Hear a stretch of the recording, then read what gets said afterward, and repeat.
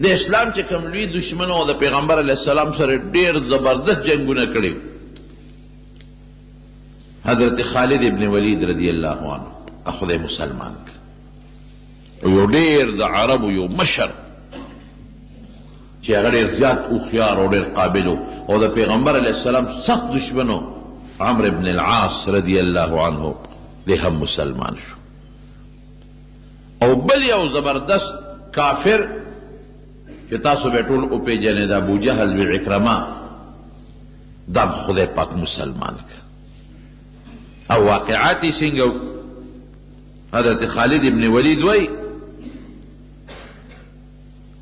چې زما زړه کې داسې د اسلام رڼا راتله چې کوم جنگ کې به زه د نبي علیه السلام سره شریکېدم او ما به د صحابو مقابله کوله نو هغه وخت هم زما د زړه ماته وایي چې دا ته څه کوې بس قومیت و د قوم دپاره جنګېدم نو زړه مې مطمئن و زړه به مې خفه و وایي چې کله نبي علیه السلام حدیبیې له راته وی ما ځان سره د شاه سوارانو د اسونو د لښکر واغېسته او مونږ وی چې دی به مونځ کوي یو ځای کې او د مازدیګر دا مونځ داسې دی چې دا مسلمانان نه پرېږدي نو یو مونځ هم نه پرېږدي خو دې له ډېر لوی اهمیت ورکوي ځکه قرآن شریف کې الله فرمایي حافظو علی الصلوات والصلاة الوسطی چې یو مونځ هم نه ګورې پاتې نه چې ټول به کوئ او پوره په خپل خپل وخت کې به یې کوئ وګورې مازدیګر به خامخا کوئ نو ما ته خو د مازدیګر د مونځ اهمیت معلومه نو مونږ وایو چې د دې په مانځو درېږي مونږ به د یو غونډۍ شاته ورته پټ یو ناګهاني به پرې حمله وکړو مسلمانان چې مونځ کوي تورې به یې ښودي توجه به یې نه د جنګ نیت به یې نه بس چې تر څو دوی ځان سنبالي نو مونږ به قصه ختمه کړي یو ځای م وله وټاکه په داسې اندازه م وټاکه چې دوی به دلته مازدیګر را رسېږي د مازدیګر مونځ به کوي او دلته به پړه واچوي عربو ته خو ځای نه معلوم و که نه ار دی خو به چا خیمې نه ښخولې په لاره چې به تلل یو خاص ځای نه به هغه ځای کې به خلکو مسافرو خپل پړه واچو نه هغوی ته هغه پړاو معلوم و چې دلته مازدیګر را رسي او دلته به خپل پړه واچوي پړاو به یې داسې ځای کې اچوي چې هلته کې سوري وي ځمکه هواری میږي وغیره پکې نه اوبه ورته نږدې وي خشاک ورته نږدې وي چې داسې ځای نه دا به مخصوص پړاو نو ځای نه وی مونږ یو ځای کې ورته په تاک کې کېناستو وی روغه لار وه نبي علیه السلام هم په هغه لار را روان دي جاسوسان مونږ مقرر کړي د هغې اطلاع راکړه چې په دې لار راځي وی ناګانې لار بدله کړه په بل لار لاړ وی ما ملګرو ته وی چې داسې معلومېږي چې دا رښتونی پیغمبر دی ګوره یکدم یې لار بدله کړه دوی ته څه پته وه چې مونږ د دې غونډۍ شاته پټ ناست یو د دوی جاسوس خو مونږ چېرته نه یو لیدلی او مونږ پوره تیارې کړې دی د دوی د مرګونو او مکمل لار بدله کړه په بل طرف ته وشو معلومیږي دا چې دا خدای خبر کړی دی خدای هغه څوک خبره چې پیغمبر یې وي زمونږ منصوبه ناکام شوه وی چې ناکام شوه نو بیا مو بل ځای ورته لاره ونیوله او په دې سوچ کې اندازه م ولګوله چې دوی به مازدیګر دې ځای ته رارسي او دلته به خامخا دوی خپل پړاو اچوي او د مازدیګر مونځ به کوي ځکه بل ځای کې دی نه شي نه دې نه مخکې ځای شته د پړاو غورځولو نه دې نه وروستو بیا شته لرې دي ځای نه ځان هم ورته بلکل یو ځای کې پټ که خو چې څنګه نبي علیه السلام سره د ملګرو راورسېده او د مازدیګر په مونځ باندې ودرېده بس مونږ خوشحاله و چې که خیر وشو په حمله کوو نو څه چلې را سره وکړو صلات خوف وکړو صلات خوف دې ته وایي چې نیم ملګري ځان پسې ودرئ او نیم دشمن ته مخامخ ودرئ دا نیم چې کله یو رکعت د امام سره وکړي نو دوی لاړ شي دشمن ته ودرېږي هغه ډله راشي امام سره ودرېږي امام دویم رکعت وکړي او د دې دویمې ډلې لومبی رکعت شي او بیا یو ډله هم ځان له خپل یو رکعت وکړي بله هم وکړي نیم دشمن ته ولاړي نیم امام پسې ولاړي په داسې طریقه صلات خوف دا اوس هم جایز دی مشروع دی مسنون دی بلکې وی چې مونږ خو وی چې دیو په مانځو درېږي او مونږ به پې حمله کوو چې اوس مو قتل نو غون نیم خلک یې مونږ ته مخامخ ودرول نیم ورپسې په مانځو درېدل هغې چې ورسره رکات وکړه هغوی رالل مونږ ته ودرېدل دی ورلل هغې سره دویم رکات وکړو بیا هغې خپل رکعت وکړ نیم مونږ ته ولاړ دي بیا رالل هغې مونږ ته ودرېدله نورو خپل نیم بس زمونږ منصوبه ناکام شوه وی ملګرو ته مې وی چې ما درته نه وي چې دا رښتونه پیغمبر دی دروغجن نه دی ګوره په کومه طریقه یې مونځ وکړه ومې خپل مونځ وکړو مې زمونږ نه سوکیا وکړه د ملګرو بیا حضور پاک ملګرو ته وی چې دا سړي خو مونږ نه صبرېږي یو ځای مو ته لار بدله کړه بل ځای د مانځه دې چل پول نیول غواړي کلک وینیول خالد ابن ولید سره د ملګرو یې گرفتار کړ او حضور پاک ته پیش کړ لیکن نبی علیہ السلام رحم دلو دشمن داسې دشمن چې هله ګوته له ورسي کم ځای کې پرېږدي وی معاف یې کړو چې ځای مه معاف کړی وی دوه نښې خو مې دا شوې چې دا سړی رښتونی دی او دا پیغمبر دی او بله نښه مې دا وه چې کله مې ورسره جنګ کړی دی جګړه مې ورسره کړې ده نو هغه وخت سره به زه مطمئن نوم ما به وی بې ځایه جنګ کې ظلم کې خله به مې نو مطمئن اوس په دې شش و پنج کې چې زه څوک یم وی ماړه کې دا فیصله وکړه چې زه عیسایي کېږم حقیقت پیغمبر اسلام سره خو مې دشمني ده سخته دشمني ده احد کې مې ورسره مضبوط جنگ کړی دی بدر کې مې ښه مضبوط جنگ کړی دی خندق کې تلیم جنگ مې ورسره کړی دی نو دشمن سره خو نشم تابع کېدی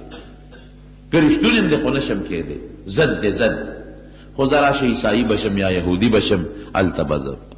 دی کې نبی کریم او د ده رورو ولید مسلمان و رور مسلمان دی نبی علیہ السلام ولید راوغوښته وی ولیده وی خالد ډېر هوښیار دی مونږ سره ډېر جنګونه وکړل خو داسې هوښیار سړی د اسلام نه لرې نه دی پکار دی چې دا سړی مسلمان شي د ده دومره لویه تجربه ده او دومره هوښیارتوب دی نو چې دا د کفر دپاره استعمالیږي د بوتانو دپاره نو پکار دی چې دا د اسلام دپاره پکار راشي وی د الله رسوله څه وکړم وی یو خط زه لیکم د خالد ابن ولید په نوم دا والا یو څه ممکن ده چې دا سړی خدای مسلمان کی اوس خالد ابن ولید وی زه په دې سوچ کې یم چې چېرته شام ته ځم وی عیسایي کېږم وی دې کې زما رور راغی ما له خط راوړه مې چې دا څه دي وی یاره نبي علیہ السلام دا خط راکړی دی دا لږ وګوره چې خط مې ولیکه نو په خط کې راته حضور پاک او د شپې مې خوب الابیل ولیده د شپې مې خوب ولید چې خطرناک ځنګل دی غنی دی پکې ازغي دی پکې او ډېر د خطرې سیزونه دي په دې ځنګل کې زه پکې روان یم ډېر خطرناک دی او چې روان یم نو یو صفا لارې ته تې ووتم د دې ځنګل نه پاکه لاره د صفا لاره د روغه رڼا هېڅ پکې تیاره نشته او هېڅ تکلیف پکې نشته او هېڅ نقصان نشته وی دا خوب مې ولید وی د خوب نه مې معلومه کړه چې زما دا کوم دین دی د جاهلیت او د کفر او د شرک دا خطرناک ځنګل دی دا د هلاکت ځنګل دی او زما روح ټیک دی زه وځم د دې نه اوس کوم طرف ته چې ووتم دا به زما د رڼا لاره وي صراط مستقیم به وی دې کې رور راله خط راوړه چې خط مې وکت نو په خط کې راته لیکلي چې خالد ته ډېر هوښیار یې او قابل سړی ته د اسلام نه لرې پاتې کېدل تاله نه دي پکار که بل سړی وي چې هغه ناپوهه د اسلام نه لرې پاتې کېږي بېله خبره ده نو ته هوښیاره مې پوهه مې عقلمنده مې اسلام نه ځان لرې مه پاتې کوه زه دعوت در کوم ته مسلمان شه راشه مسلمان شه او دا خپل طاقت د کاڼو دپاره مې استعمالوه د بوتانو دپاره دا طاقت د الله د ذات دپاره استعمال کړه وی چې دا خط مې وکته وی ما وی چې ما خو د حضور پاک سره ډېر جنګونه کړي دي او ما خو احد کې داسې جنګ ورسره کړی چې او یا مضبوط مسلمانان زما د لاسه شهیدان شوي دي درته څه وی ما د خط د چا نه راوړه وی ګوره ته پرېږده تا نبي علیه السلام لیدلی نه دی ولې مې لیدلي زما د قوم سړی دی 53 کاله په دې مکه کې مونږ سره تیر کړی دي وی ښه نو تا ورته د دې نه دي کتلي حضور پاک ډېر رحم دل دی دا خط قسم دی چې نبی علیہ السلام مال راکه ستا په نوم وی مې چې خر ورځه خدای به خیر کړي وی زما یو څو دوستان یو صفوان ابن امیه د امیه زوی دی هغه له ورغلم د کله مضبوط خلق او جنګي ماهرین کافران صفوان ابن امیه له ورغلم دروازه مې وډبوله صفوان باروس خیر دی خالده ما وی یاره بس مونږ خو ډېر عمر د دې کاڼو عبادت وکړو او ما ته خو دا سړی دا پیغمبر رښتونی ښکاري ستا څه خیال دی مړه زه چې ځو پرېږده دا کفر پرېږدو او د دې محمد ملګرتیا کوو صلی الله علیه وسلم هوښیارم دی مشرم دی د لوی قوم خاوندم دی مونږ پې بدیم نه ښکارو او غلبه هم ګورې را روانه ده ګیر چاپېره قبایل چې څومره ټول مسلمانان شو نو چې سبا د یرې نه مسلمانانېږو او سبا رسوا کېږو او شرمېږو نو ښه دا نه چې موږ مسلمانان شو په خپله خوښه وی صفوان ما ته وی چې خالده که دا ټوله دنیا مسلمانان شي او یو کس پاتې شي نو به زیم د خلاف بس نورې خبرې پرېږده بس زه نه مسلمانېږم ټوله دنیا رې د ملګري چې ته ملګری شه یو زه به په دنیا کې د دشمن مې د مقابل به ولاړم وی ما وی چېرې دی که دا غصه دی جذباتي دي په دې وجه چې په بدر کې د پلار امیه مړ شوی دی او د ضرور مړ شوی دی نو دا ځکه غصه دی جذباتو کې دی دویمه خبره ورسره نه کوم دوستانه مې ده ورسره د دې نه پس زه لاړم بیا چاله یو بل زما دوستو هغه له ورلم هغه ته مې ووې اکرمه ته د ابوجهل زوی دی هغه له ورلم اکرمه زما دوستو دم زبردست جنګي ماهر و اکرمه سره وځې و مصلحت کوو دا ټوله خبره مې هغه ته وکړه چې مسلمانېږو نه غلبه د دې سړي را روانه ده او بیا چې د رسوایۍ نه اسلام راوړو د زور نه نو بده خبره ده او مونږ ته پته نه چې رښتونه دی او در یو لوی لسبه قوم خاوند دی نو که د مونږ ملګري شو بدیم پې نه ښکارو وی اکرمه وی چې سوال نه پیدا کېږي چې زه مسلمان شم که دا ټوله دنیا را د تابع شي دا ټوله دنیا زه یو دشمن بیم وی ما وی چې دا د ابوجهل زوی دی پلار یې بدر کې مړ دی د پړه کې غصه پرته ده دا هم نه مسلمانېږي وی یو بل دوست مې و هغه له ورلم عثمان ابن طلحه هغه له ورلم مې چې عثمانه زما له خو بدل دی زه خو بس ما ته خو د اسلام رښتونی دین ښکاري او دا سړی ما ته رښتونی پیغمبر ښکاري او ډېر زیات مخالفتونه وکړل موږ څه ګټه وکړه خو بدې خبرې خو نه کوي او د کاڼو عبادت مه کوئ بوتان موږ په واقعي په خپل لاس جوړ کړي دي نو چې په خپل لاس هم کم شی جوړ کړو هغې ته سجدې کوو او زنا مه کوئ نو خبره یې بده خو نه ده او بچي مه وجنئ نو خبره خو یې بده نه ده هغه وایي لوڼه مه قتلوئ نو خبره خو یې بده نه ده او بربنډ طوافونه مه کوئ نو خبره یې بده نه ده مردار یې مه خورئ نو دا څه بده خبره ده پردی مال مه خورئ دا څه بده خبره ده پاک اوسېږئ کومه خبره د هغه غلطه چې موږ پکې نقطه راوباسو عثمان ما ته وایي چې خالده مقصد دې څه دی مې چې مقصد خو مې دا دی چې زما خوړه کېږي که ته مې ملګری شوې نو زه چې زه مسلمانېږو عثمان وایي چې ما هم بېګا دا سوچ کړی ملګری مې ځان له کته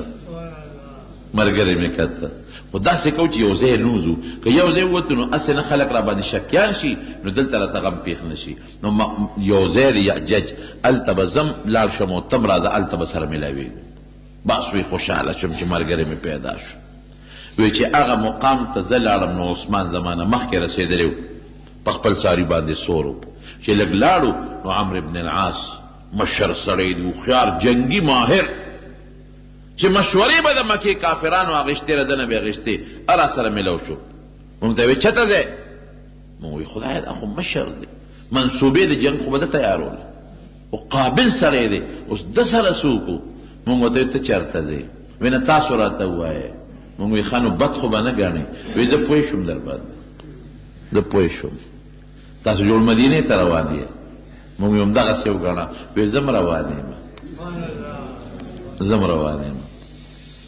څه سوچ دی ستا ته م روان یې ستا څه سوچ دی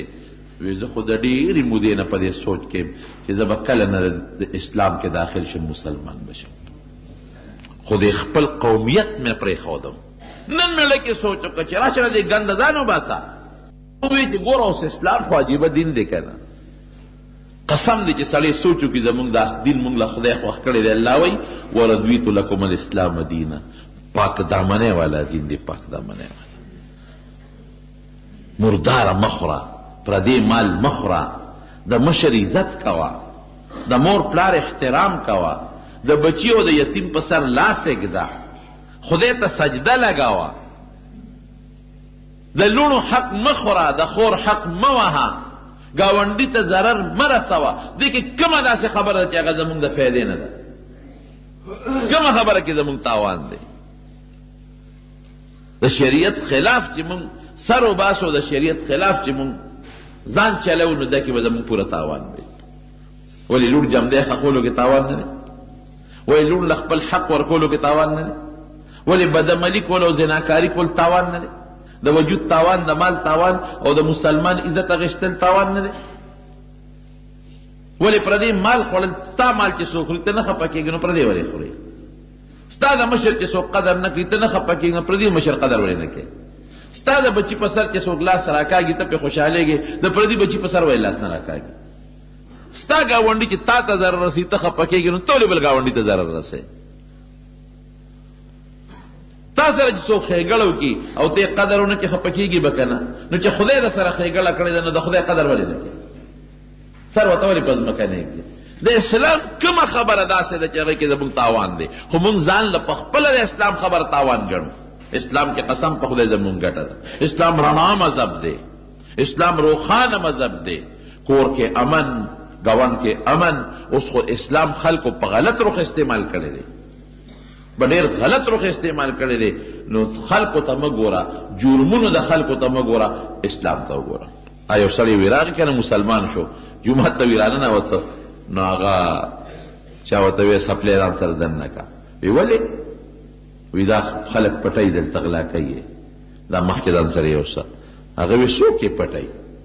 هندوان یې پټی دلته؟ هندوان څه څه؟ وی نه. عیسایان یې پټی؟ عیسایان څه څه؟ وی نه. یهودیان یې پټی؟ یهودیان څه څه؟ وی نه. وی څوک یې پټی؟ وی دا مسلمانان. زه بس وی دغه دین ته مې سلام دی چې خلکو له سپلی پټی. نو ګوره هغه قمقل و، هغه هوښیار نو، قمقل و. ولې؟ د یو شخصیت ته وجې دین مه بدنامه وه. یو سړی غلطي وکړه، یو سړی پښتون غلطي وکړه، نو د پښتو خو نه بدنامېږي ورسره. د یو قوم سړي یوسفزی کې یو سړي غلطي وکړه، نو ټول قوم خو ورسره نه بدنامېږي که نه؟ یو مولانا صاحب ته چا وی شیخ غلا وکړه، شیخ غلا وکړه. هغه وی ګوره ګیره مه بدنامه، داسې مه وایه چې شیخ غلا وکړه، ګیره دې بدنامه کړه. داسې وایه چې غل شیخ شوی دی، داسې وایه چې غل ګیره پرېښې ده د خپل غلا دپاره، چې که ګیره مې نه بیا به خلک را باندې ګمان بدو کوي. ګیره به پرېږدم، څوک به را باندې د غل ګمان نه کوي. دارالعلوم دیوبند نه سپلی پټه شوې، چا وی طالب غلا کړې ده. مولانا صاحب نه داسې مه وایه چې طالب غل شوی دی، داسې وایه چې غل طالب شوی دی، د طالبې جامه کې را ننوتلی. نو اسلام به نه بدنامه. یو شیخ غلطي وکړه، ګیره به نه بدنامه. ګیره خو ورته نه دي ویلي چې دا غلا وکړه، ګیره خو یې منې کوي. یو ملا نه غلطي وشوه، ملا پسې ملایتوب پسې به کنځله نه کوي، مولای خو ورته نه وایي چې دا کار وکړه، ده غلطي وکړه. نو اسلام به نه بدنامه. اسلام ډېر ښکلی مذهب دی چې الله فرمایي ورضیت لکم الاسلام دینا، ما د اسلام غوندې دین غوره کړی دی. نو چې خدای کوم شی غوره کړي، ابه د خیر کې د شر به وایي، اوس ابه د خیر چې دی ورسېدل مدینې منورې ته.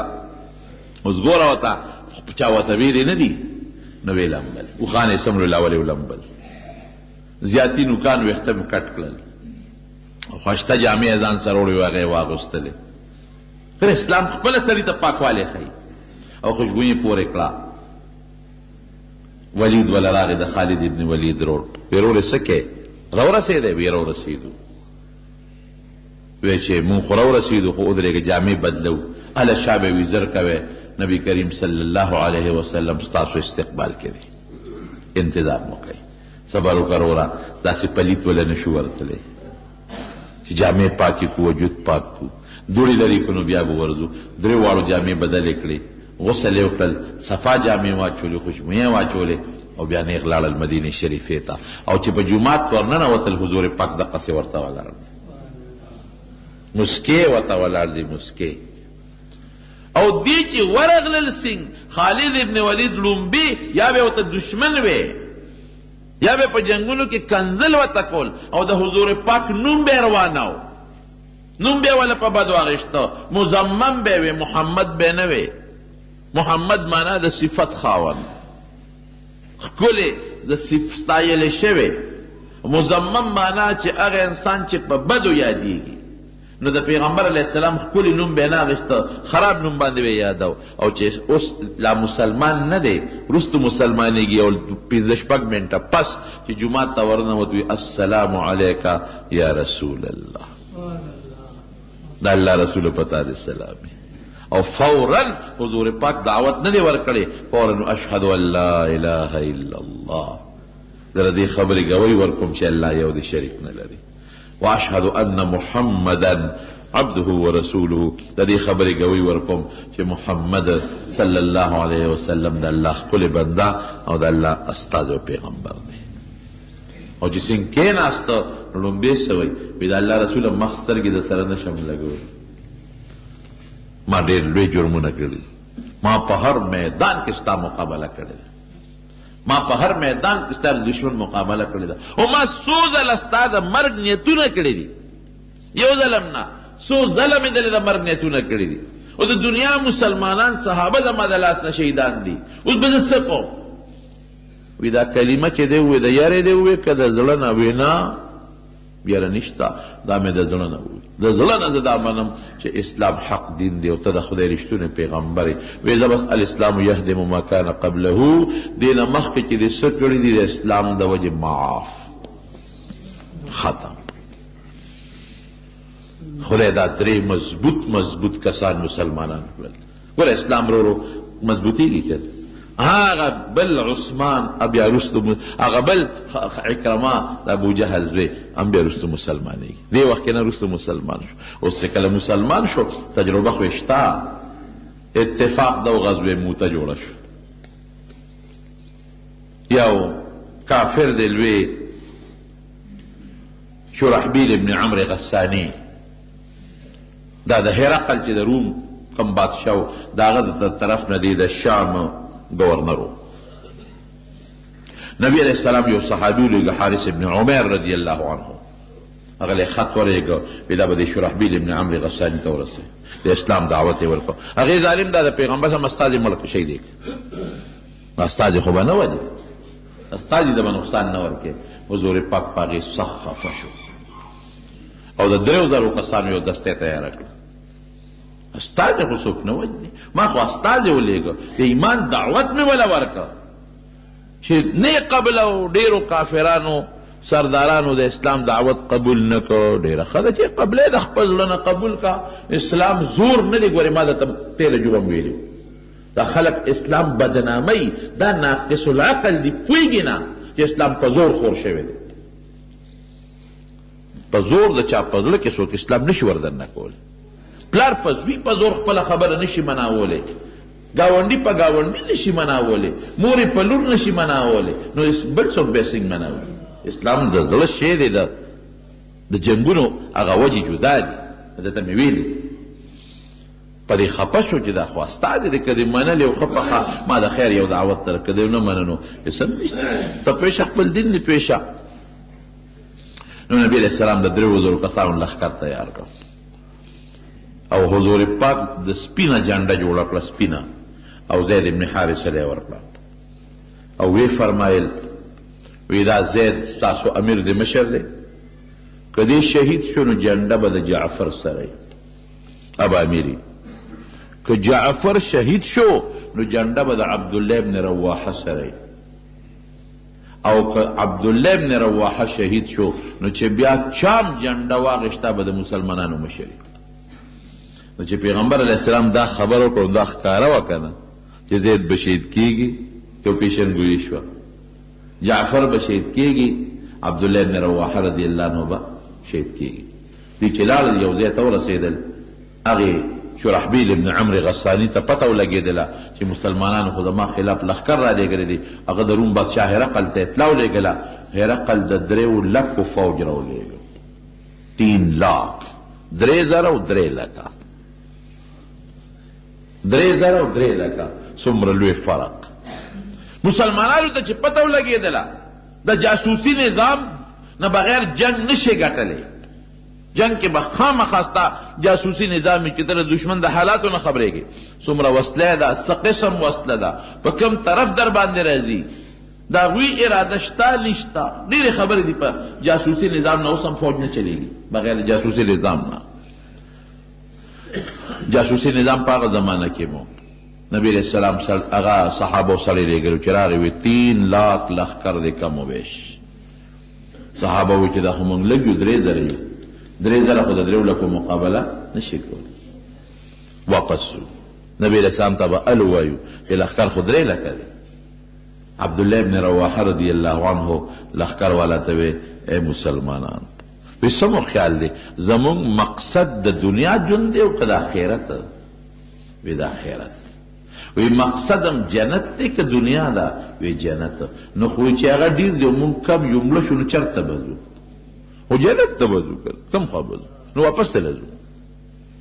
او وی قسم دی د مرګه زه یریږم تاسو نه یریږئ زه د مرګه یریږم ځکه رب العالمین قرآن شریف کې فرمایي ان منکم الا واردها کان علی ربک حتما مقضیا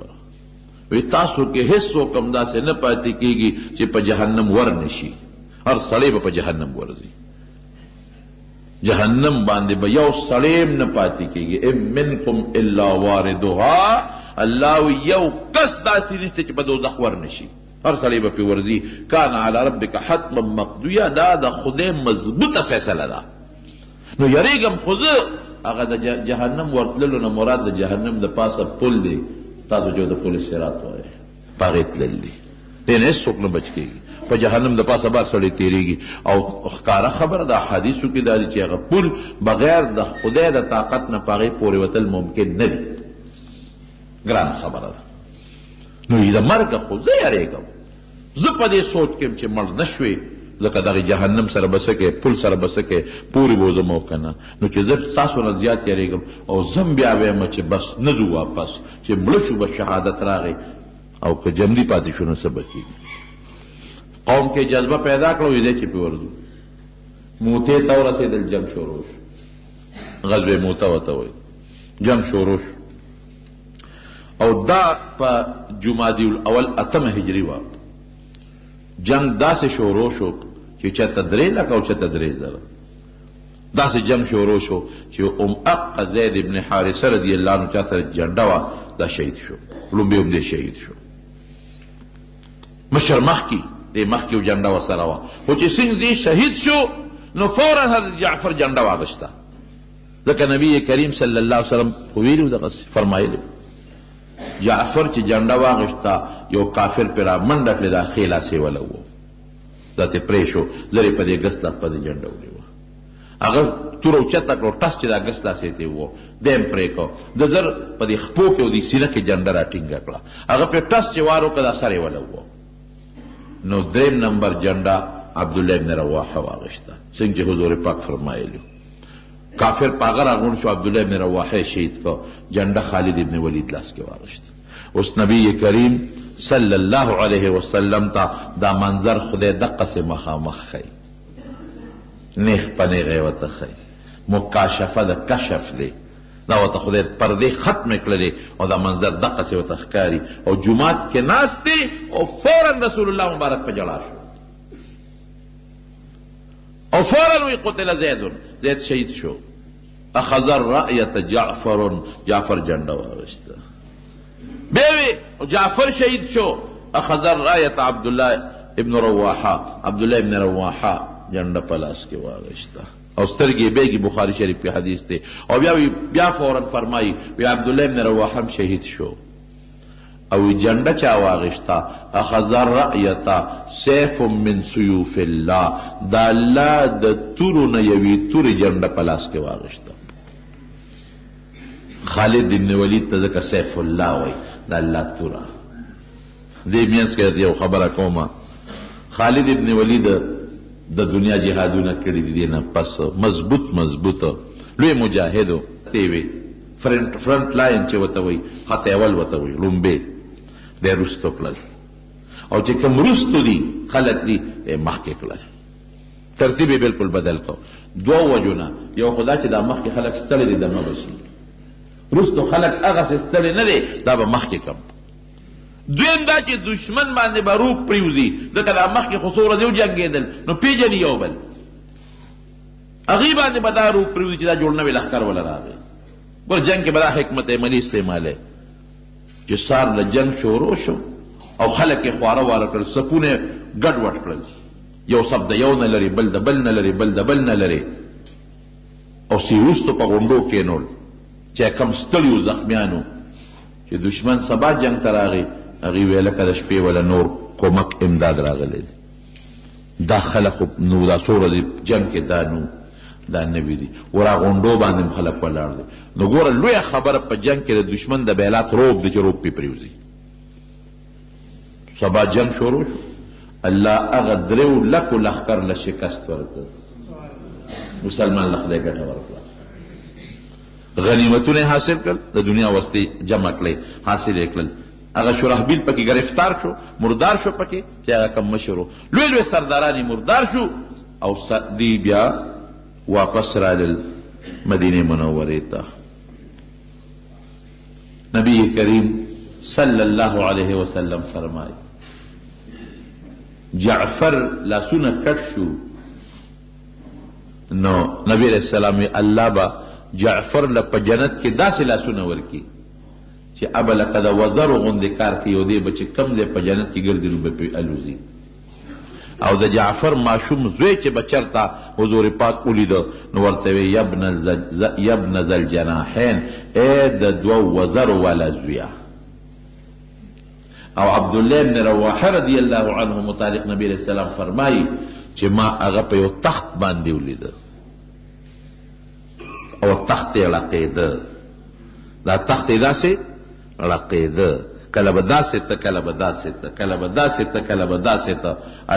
هغه تخت یې لقیده. نو علماوی د تخت لقیدل مولانا ادریس کاندهلوي رحمت الله علیه سیرت مصطفی کې لیکلی دي، وی تخت یې ولې لقیده؟ یو واقع نقل کړې ده، وی چې سومنات باندې کله محمود غزنوي حمله وکړه او دا سومنات فتح شو. سومنات دا هغوی یو لویه د بوتانو عبادت خانه وه، مندرو هندوان فتح شو. سومنات چې د هغې کومه لویه قلعه او لوی مندرو هغې کې دننه نو په هغې د پاسه د اسلام جنډه ولګوله. نو دا چې څومره هندوانو دا ورته ټول راغونډ شو، او محمود غزنوي ته یې وایي چې بس داسې کار دی چې موږ درته یو درخواست کوو، په دې مندر کې زموږ یو غټ بوت دی، هر څه چې کوې خو دا یو بوت راله مه ماتوه، څومره پیسې چې غواړې درکوو، څومره پیسې چې غواړې خولې نه وباسه. ځکه بوتان د ټول مات کړل چې په کوم ځای به ورغې فتح کول، بوت پې ماتو بوت پې ماتو بوت پې ماتو، ټول زمونږ بوتان دې مات کړل. زبس چې څه دې وکړل او دې کړل، خو ته دا مهرباني وکړه چې دا کوم غټ بوت دی په منځ کې دی دا راله مه ماتوه، بس پیسې چې ته څومره غواړې دربه. چا ورته وی چې صاحبه خیر دی یو بوت دې پکې وي که نه؟ یو بوت دې وي دا به پرېږدو، بله پیسې راکوي، زرګونه روپۍ راکوي، یو سره او سپین. هغه زمانې اوس خو روپۍ زمونږ اصطلاح کې ده که نه، هغه زمانه کې چې څه سکه وه او سره او سپین او هر څه راکوي، یو به ورته پرېږدو. د دمړه نرم شو، زه وی صلاح پې کوو، نو د شپې خوب ولید چې د میدان دی د حساب کتاب محشر، نو یو فرشته مې دوزخ ته راکاږي، نو بلې فرشتې د مټه ونیوم امې جنت ته راکاږي. دا دوزخ ته چې مې کومه فرشته راکاږي نو دی وی دا بت فروش دی، وی بت خرڅوي، دوزخ ته یې غورځو. هغه چې جنت ته مې کومه راکاږي هغه وی نه بت شکن دی، بوتان ماتوي، د دنیا بوتان یې مات کړل، نو زه ځکه جنت ته بوځم. نو څوک یې یا خوا راکاږي څوک یې بل خوا، چې د خوبه راپاڅېده هله شا به وي دا بوت ماتوي. نو الله شان ته ګورو چې بوت له ټس ورکو ماتې کا وی غورځو، دنه ګېډه ډډو دنه پکې دومره هیرې جواهراتو چې هغې هندوانو څومره پیسې ورکولې هغې نه پکې زیاتې پیسې راوتې. دا خو خیر د دې مثال نه دی، مولانا ادریس کاندهلوي مثال نه ورکوي، ستاسو د پوهې دپاره ده. وی تخت یې ړقېده، ولې ړقېده؟ جنت ته روان دی ګورې، او هلاویږي ړقېږي، ولې؟ ځکه ویده وي چې زما مرګ نه دی خوښ،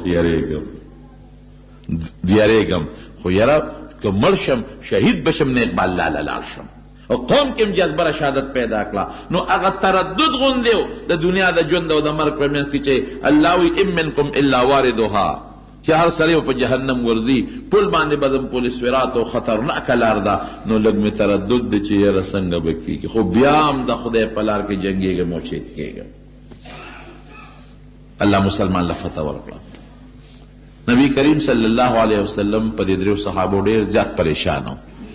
انتهایی زیات. حضرت جعفر د تر زوی ماشومان بچی تی پاتې شو. حضرت زید دا د پیغمبر علیه السلام ماشوم لوی کړی دی، زید ابن حارثه، او په لومبۍ زمانه کې به ورته زوی وی زید ته به د حارثه زوی نه وایې، د محمد زوی به ورته وایې صلی الله علیه وسلم. بیا الله منع وکړه ادعوهم لآبائهم، نو بیا وی زه خیر اوس در پلار نوم اخلئ. نو ماشوم یې لوی کړی زید. او عبدالله ابن رواحه دا د حضور پاک شاعر و، د نبی علیہ السلام په صفت کې به شعرونه وي او د مکې د مشرکانو بد به وي. په دې دړمنو خفه پې و، خو خیر په غزوې موته کې دغه شامیانو له رومیانو له رب العالمین د مسلمان په لاس 3,000 مسلمانو له په لاس باندې الله 3,00,000 کافرو له شکست ورکړ. الله مسلمان له فتح ورکړ. دا ټول د مکې مکرمې د فتح لارې دي. هغه د فارس بادشاه کسرا به ورته وي، نوم یې سو دغه زمانه کې پرویز نوم، پرویز ابن هرمز مشهور نوشیروان بادشاه چې عادل تیر شوی دی، دغه نوسی و. هغه ته خط ولیږه نبی علیہ السلام. خط یې عبدالله ابن حذافه سهمي رضی الله عنه له ورکړه، وی دا خط وله ورسوه. هغه له چې خط سینګ ورسېد دقسې یو ګورنر له یې ورکړه، او ګورنر خط ورسو. هغه ډېر بدماش و، هغه فورا د نبي علیہ السلام خط وشلو، خط یې چوکړی ټوکړی کړ. او عبدالله ابن حذافه ته وی تا استازي د استازي وجل منه دي، ګنې ما به د سره اوس کتلي. او زازان د یمن بادشاه د ده د سلطنت لاندې و، د ګورنر، هغه ته یې وی خط یې هغه ته ولیږه، وی 2 مضبوط پهلوانان وګوره، ښه مضبوط او ښه مضبوطې تورې وله ورکه، وسله ورکه، او چې لاړ شي دا پیغمبر ګرفتار کړي او مال یې راولي، او که ګرفتارولی نشي څه مسله وه نو چې مړی کړي او سر یې ماله راوړي. دومره هغه جذبه کې راغی. نبی کریم صلی الله علیه وسلم له عبدالله ابن حذافه رضی الله عنه راغی، وی څه چلی وکړه؟ وی صاحب هغه ستا خط خو یې وشلو. وی اللهم مزقهم کل ممزق، خدای د ده دا بادشاه هم تس نس کړي.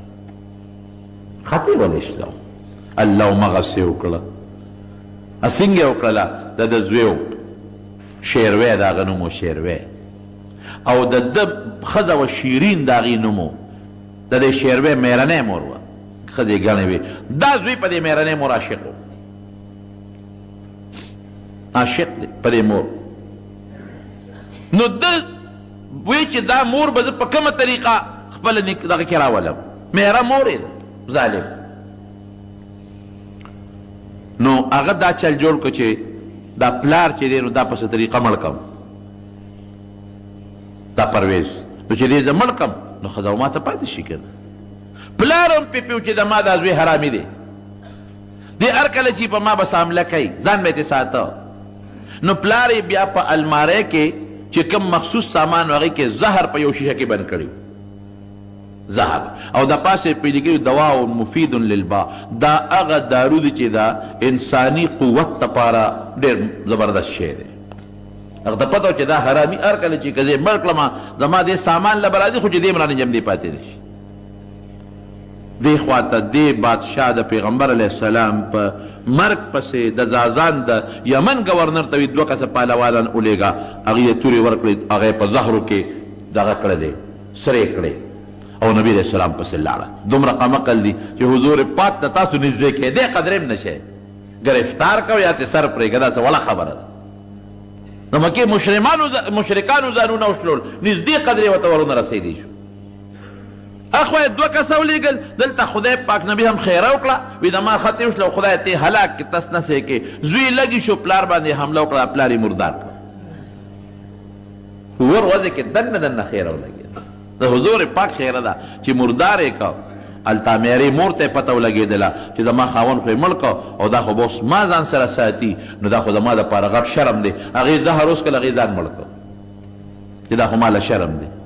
ده چې څنګ پلار مړ که ورغې د پلار الماری کوله وکړه، مخصوص سامان اوس په قبضه کېلي، بادشاه یې په قبضه کې واغېشته. لکه څنګه چې دغه راشي یو څه ورته مارشل لا ولګي، مارشل لا ولګوله د پلار مخصوص سامان چې څنګه یې وکتل شیشه پکې پرته ده، په هغې یې لیکلي چې دا هغه دارو دي چې دا مردانه طاقت دپاره ډېر زبردست شی دی. خو پلار ورته پېښه وي په دې حرامي سخوندر خو پې و که نه، په دې سخوندر هغه ته خو پته وه چې دی به دا لوبې کوي. رونو یاد وساتئ، موږ د خپلو بچو د دنیا تربیت وکړو خو د دین تربیت هم ولې نه دی کړی. داسې ده که نه ده؟ موږ خپلو بچو له د دنیا تربیت کوو چې دې ډېرې پیسې وګټي، دنه غټ افسر جوړ شي، غټ تجارتي ته جوړ شي او ډېرې پیسې وګټي، خو دینی تربیت هم ته جوړ نه کړه. نو چې دینی تربیت ته بچي له ورنه کړه دقسې سخوندر به ته جوړېږي.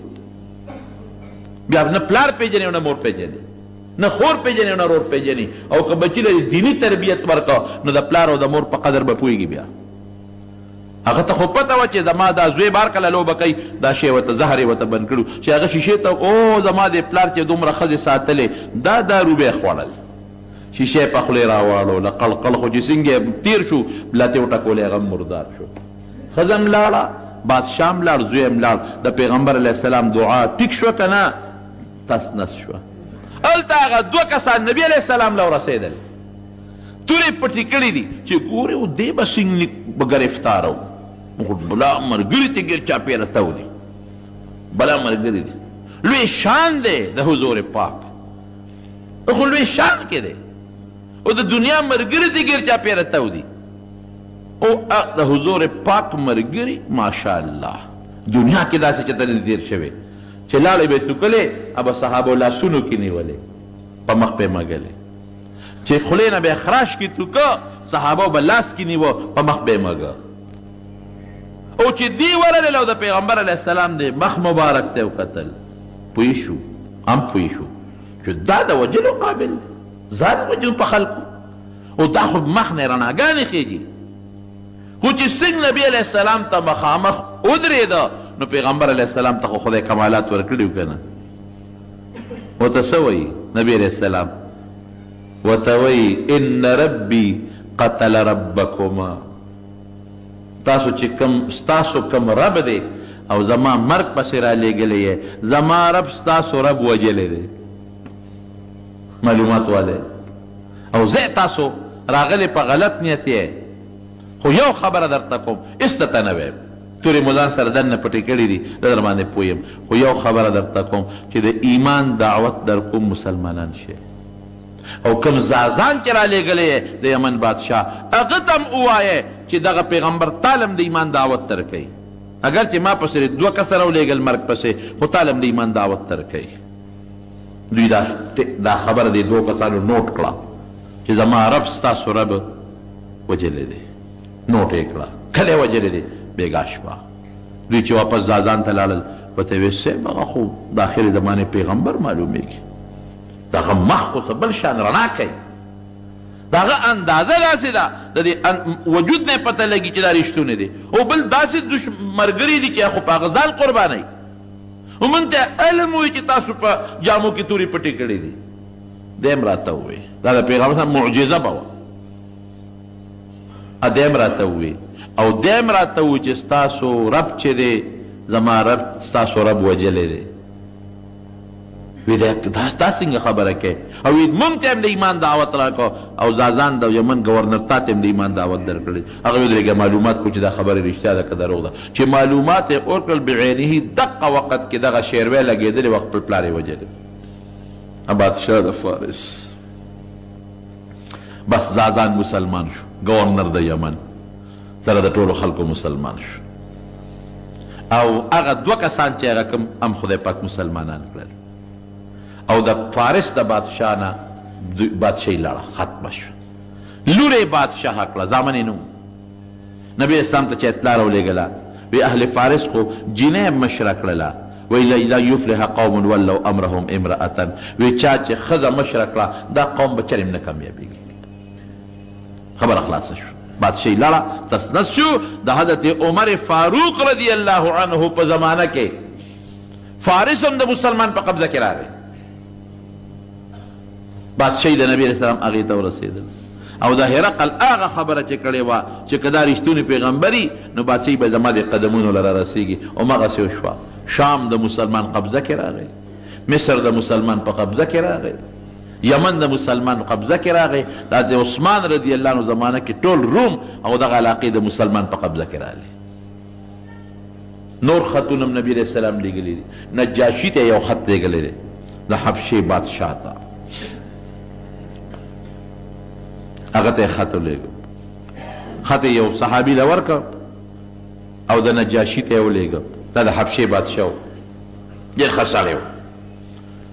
هغه عجیبه انداز کې دی. خط چې کله نجاشي ته ورسېد پیغمبر علیه السلام ورته ډېر ښکلی خط لیکلی و، ځکه د نجاشي بادشاه سره مسلمانان اوسېدل، د مکې نه مسلمانانو هجرت کړی و حبشې ته. دې بادشاه ډېر زیات قدر د مسلمانانو کړی و، ډېر. نبی علیہ السلام ورته وویل چې ته خو اول د خدای حمد ادا که خدای بادشاهي درکړې ده. زه ستا شکریه ادا کوم چې زمونږ مسلمانان درغلي دي او تا سره په حبشه کې پراته دي او تا هغوی له امن ورکړی دی، د هغوی د قدر کړی دی، د هغوی د احترام کړی دی، د هغوی د عزت کړی دی. زه د خدای رسول یم او د خدای بنده یم او تا له دعوت در کوم ته مسلمان شه. او د عیسی علیہ السلام متعلق زما دا سوچ دی، ما ته خپل الله وایي د عیسی علیہ السلام چې دی د خدای بنده دی، دی د خدای زوی نه دی او نه خدای دی.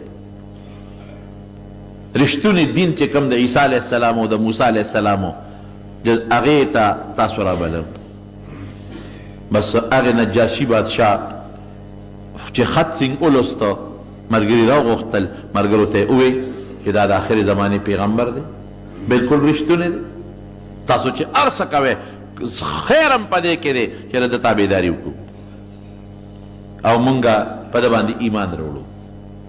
زمونږ په کتابونو کې چې د آخرې زمانې د پیغمبر کم صفتونه دي ټول پکې موجود دي. دویمه خبره پکې نشته. ګوره سړی مخلص و نو خدای نجاشي هم مسلمان شو، د حبشې بادشاه، او چې څومره د قوم رعیت و هغه هم ټول مسلمانان شو. او بیا نبی کریم صلی الله علیه وسلم ته یو خط راولیکه او خط کې لیکلي چې د الله رسوله ته زما نه اگر چې لرې زه ستا نه لرې خو بلکل ستا دعوت ما ومنه او تا باندې ما غایبانه ایمان راوړه. زما ټول قوم هم پته ایمان راوړلی او دې کې څه یره نشته. دا مونږ خالص د خپل زړه نه مسلمانېږو. زمونږ زړه دا وایي، زمونږ کتاب دا وایي، زمونږ معلومات دا وایي چې ته د خدای رښتونی پیغمبر یې. او زه خپل زوی درلیږم، زوی سره 50 شپېته کسان کړل او بلا تحفې تحایف یې ورکړل چې دا نبي علیہ السلام له ولېږې. څه وینځې یې موله ورکړلې، وی دا به نبي علیہ السلام له ولېږې. اتفاق دا و چې هغه کښتۍ په دریاب کې غرقه شوه او دی ورته ویلي په خط کې لیکلي و چې که ستا زه خو دلته بادشاه یم رعیت په غاړه دی نو که ته اډر کوې نو زه به دا هر څه پرېږدم ستا خپله به درشم. نبي کریم صلی الله علیه وسلم ته چې د هغه خط راورسېد ډېر زیات خوشحاله شو، دعا یې وله وکړله او خوشحاله شو ډېر زیات. او ورته چې نه د خپل رعیت سنبالوه دلته مه راځه. بیا دغه نجاشي بادشاه اصحمې نوم و، اصحما دی بیا وفات شو. نبی کریم صلی الله علیه وسلم صحابو له په مدینه منوره کې اطلاع ورکړه، وی نجاشي د حبشې بادشاه اصحما وفات شوی دی او ما ته جبریل علیه السلام ووی که ته په جنازه کې چې دا کټ درته رانږدې کړم نو راځئ چې جنازه پې وکړو. نو پیغمبر علیه السلام مخکې شو، صحابه ورپسې شاته ودرېدل او حضور پاک په هغه غایبانه جنازه وکړله. دا غایبانه جنازه ګورې په شریعت کې نشته. ښه ډېر صحابه په داسې ځایونو کې وفات شوي دي چې د جنازې هم څوک نه و، نبي هم په جنازه نه ده کړې او که ته به په نجاشي خو یې کړې ده نو هغې کې حدیث موجود دی چې جبریل علیه السلام ورته وویل چې زه درته دا کټ را مخامخ کومه. نبي علیه السلام وایي ما ته یې کټ را مخامخ که ما لیده تاسو نه لیده نو دا گویا کې غایبانه نه شوه، مخامخ په مخامخ په حاضر جنازه کړې ده او دعا یې موله غوښتلې ده. دغه خطونه اوس هم شته. نجاشي والا خط ام محفوظ پروت دی، هرقل والا خط ام محفوظ پروت دی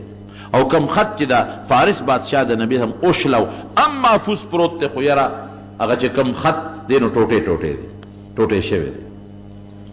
داسې مقوقس بادشاه ته، د مصر بادشاه ته، د یمن بادشاه ته،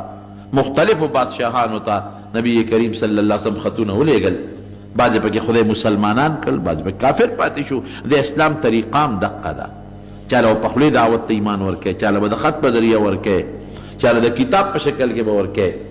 نو دا شپږمه اومه هجره دا د نبی علیہ السلام د خطونو وه. خدای پاک مسلمانان ډېر زیات کړل دې سره، اسلام ډېر زیات خور شو. او بیا د هغې نه پس په اومه هجره کې د یهودیانو چې کوم لوی ګړو خیبر هغه فتح شو. خیبر کې ډېرې غټې غټې قلاګانې وې،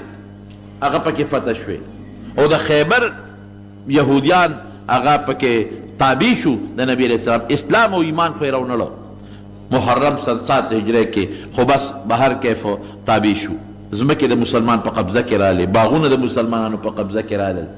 حضرت صفیه رضی الله تعالی عنها دا د خیبر د یو حیی ابن احتب لوی یهودي و، د هغه لور وه، هغه په غنیمت کې نبی کریم صلی الله علیه وسلم ته ورسېدله. مخکې یو صحابي له دې دحیه له نبي علیه السلام ورکړې وه، خو دا خفه وه. وی زما پلار هم په دې جنګ کې مړ شو، رور مې مړ شو، خاوند مې مړ شو، نو زما دا خوښه ده که ما د مسلمانانو بادشاه په خپل نکاح کې والي نو ښه به حضور پاک پې ډېره ښه ده. نو ازاد یې کړه، ستا خوښه ده ته م ازاده کړې، که خپل قوم سره پاتې کېږي هم دې خوښه ده، او که ما سره په نکاح کې پاتې کېږي هم دې خوښه ده. وی نه، مسلمانه شوه، مسلمانه شوې. دا خو د خدای پاک ستا غوندې شخصیت ما له خاوند راکوي، زه څه کوم په نورو خلکو. مسلمانه شوه. په دې مخ یې داسې یو داغ و، سور غوندې داغ و. چا یې تپوس وکړ یا داغ د څه دی؟ وی ده چې کله واده شم خاوند یې کنانه ابن الربیع و، چې واده شم نو ما خوب ولید د شپې چې د مدینې نه یو سپومۍ اوچته شوه او د اسمان دیني مې ته ورسېدله، او نیغه زما دې غېږ کې را پرېوته. نو زما خاوند هم نجومي و او د پخوانو کتابونو پوه و، ملا و. نو ما مې خاوند ته دا خوب ووی، وی هغه څپېړه اوچته کړه، زه په دې مخ ښه مضبوطه ووالم. دا داغ د هغې دی. وی ما ته وی ته جوړ د مدینې د بادشاه د نکاح خوبونه یې نه وی ما چې دغه خوب مې لید څه خبر. او مقه خوب خدای رښتونی کړ، د حضور پاک نکاح له خدای راوسته.